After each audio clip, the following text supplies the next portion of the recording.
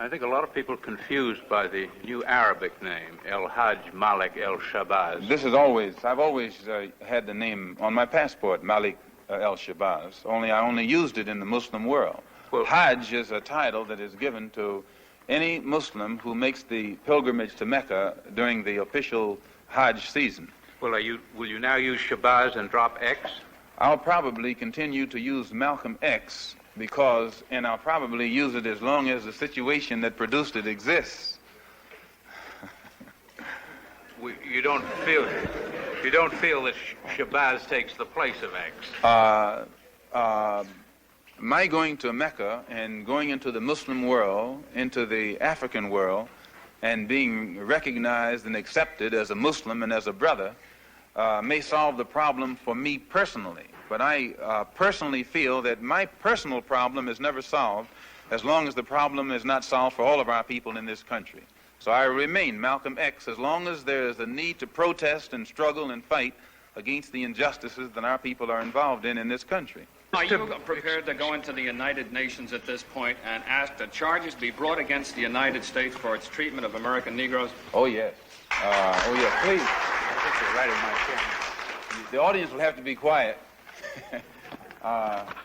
Yes, as I pointed out when I was during my traveling, that African nations and Asian nations and Latin American nations look very hypocritical when they stand up in the United Nations condemning the racist practices of South Africa and that which is practiced by Portugal and Angola, and saying nothing in the UN about the racist practices that are manifest every day against Negroes in this society. Even in South Africa, those Africans aren't faced with bayonets and aren't faced with police dogs. I would be not a man. If I was in a position to bring it in front of the United Nations and didn't do so, I wouldn't be a man. Malcolm, do you intend to lead the charge in the United Nations? Well, I find that to say you're going to lead something creates a lot of hostility, division, jealousy, and envy. I hope to work with any group of leaders or any group of organizations to do whatever is necessary to see that this problem is brought before the United Nations. Have you had any commitment from any nations in Africa to support you in such a move? I would rather not say at this time.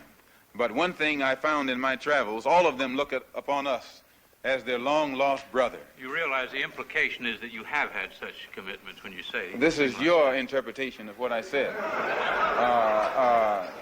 One thing that I found in all of my travels was that all of the Africans, not only the Africans, but the Asians and the Muslims, look upon us as their long-lost brothers. And America had actually tricked many of them into a hands-off policy by giving them the impression that she was honestly trying to do something to solve the problem.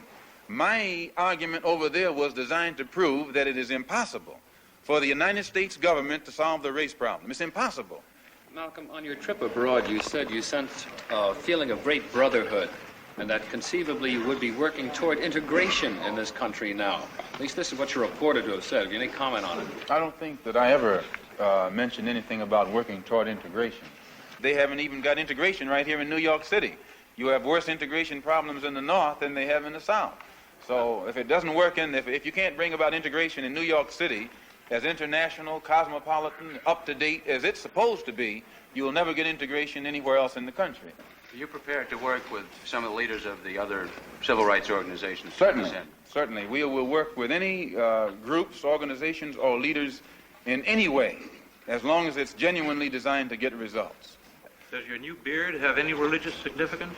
No, not particularly, but I do think that you'll find black people in America, as they strive to throw off the shackles of mental colonialism, will also probably reflect an effort to throw off the shackles of cultural colonialism.